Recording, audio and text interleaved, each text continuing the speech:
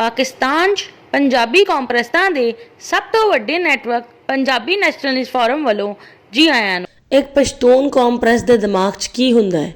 ਦੁਨੀਆ ਦੀ ਸਭ ਤੋਂ ਪੁਰਾਣੀ ਕੌਮ ਪਖਤੂਨ ਨੇ। ਸਾਡਾ ਕਲਚਰ 5000 ਸਾਲ ਪੁਰਾਣਾ ਹੈ। ਜੰਨਤ 'ਚ ਪਸ਼ਤੋ ਬੋਲੀ ਜਾਏਗੀ। ਬਾਦਸ਼ਾਹ ਖਾਨ ਦੁਨੀਆ ਦਾ ਸਭ ਤੋਂ ਅਜ਼ੀਮ ਲੀਡਰ ਸੀ।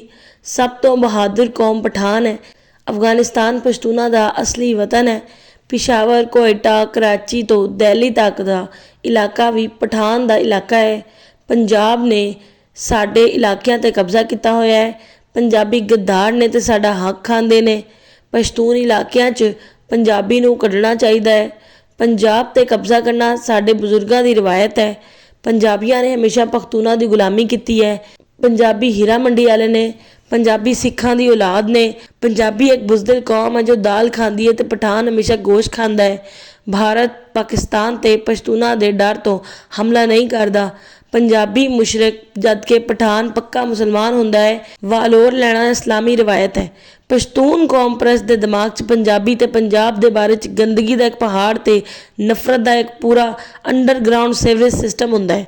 ਇਸ ਲਈ ਜਦ ਤੱਕ ਪਸ਼ਤੂਨ ਕੌਮ ਪ੍ਰੈਸ ਆਪਣਾ ਦਿਮਾਗ ਸਾਫ਼ ਨਹੀਂ ਕਰ ਲੈਂਦੇ, ਇਸ ਵੇਲੇ ਤੱਕ ਨਾ ਕਿਸੇ ਪਸ਼ਤੂਨ ਕੌਮ ਪ੍ਰੈਸ ਨੂੰ ਪੰਜਾਬੀ ਤੇ ਪੰਜਾਬ ਦੇ ਬਾਰੇ 'ਚ ਸਮਝ ਆਣੀ ਹੈ, ਨਾ ਕਿਸੇ ਪੰਜਾਬੀ ਨੇ ਕਿਸੇ ਪਸ਼ਤੂਨ ਕੌਮ ਪ੍ਰੈਸ ਨੂੰ ਪੰਜਾਬੀ ਤੇ ਪੰਜਾਬ ਦੇ ਬਾਰੇ 'ਚ ਸਮਝਾ ਪਾਣਾ ਹੈ।